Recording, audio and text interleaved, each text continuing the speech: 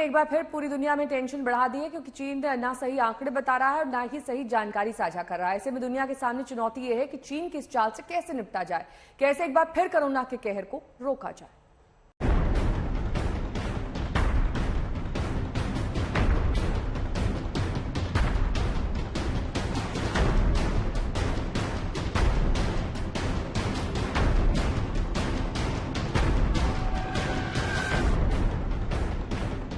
चीन की ये तस्वीरें कुछ भी कहें, लेकिन चीन अपनी हरकतों से बाज नहीं आता।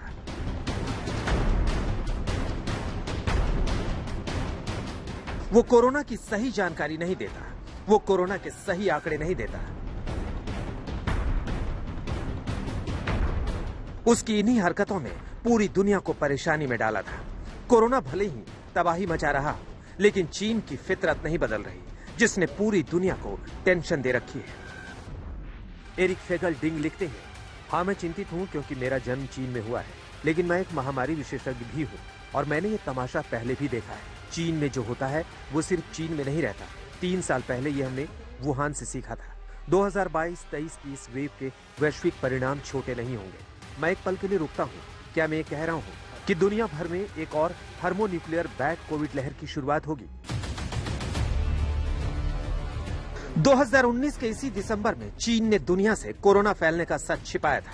नतीजा हुआ कि चीन के झूठ के कारण दुनिया भर में कोरोना से करीब 70 लाख लोगों की जान चली गई।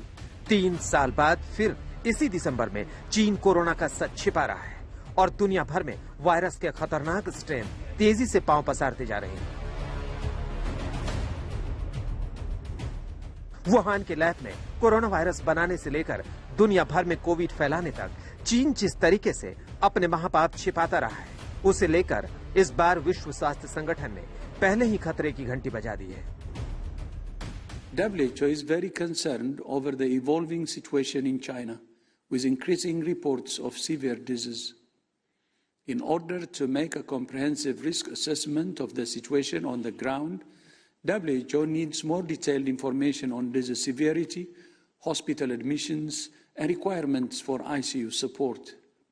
WHO is supporting China to focus its efforts on vaccinating people at the highest risk across the country, and we continue to offer our support for clinical care and protecting its health system. विश्व स्वास्थ्य संगठन की सबसे बड़ी चिंता ये है कि चीन जिस तरह से अपने देश में हो रहे संक्रमण और मौतों को लेकर आंकड़े छिपा रहा है, उससे ना तो महामारी के प्रसार को लेकर सही स्टडी हो पा रही है और ना ही उसके रोकथाम के उपाय संभव हो पा रहे हैं। WHO needs more detailed information on disease severity, hospital admissions, and requirements for ICU support. WHO is supporting China to focus its efforts on vaccinating people at the highest risk across the country, and we continue to offer our support for clinical care and protecting its health system. चीन में नया strain जिस तेजी से फैला है, उसे लेकर चीन के ही एक्सपर्ट्स ने गंभीर चेतावनियां जारी की हैं। आशंका जताई जा रही है कि चीन ने जीरो कोविड पॉलिसी के तहत पहली बार लोगों में नेचुरल संक्रमण होने से रोक लिया था।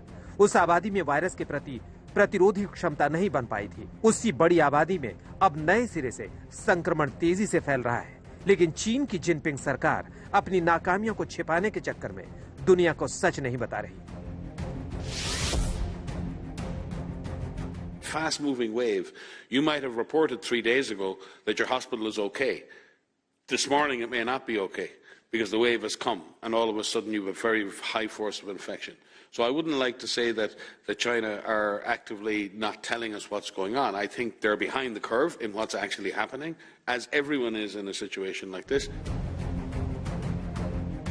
विश्व स्वास्थ्य संगठन को आज चीन का नाम लेकर इसलिए साफ-साफ आरोप लगाना पड़ रहा है क्योंकि चीन में कोविड के ओमिक्रॉन वायरस के दोनों स्ट्रेन BF.7 और BF5.2 का भयानक कहर मचा है। फिर चीन ने दुनिया को यही बताया कि बुधवार को चीन में कोरोना के सिर्फ 3030 मरीज मिले हैं और एक भी मौत नहीं हुई है, जबकि मंगलवार को चीन ने सिर्फ 5 लोगों की मौत का आंकड़ा दिया था।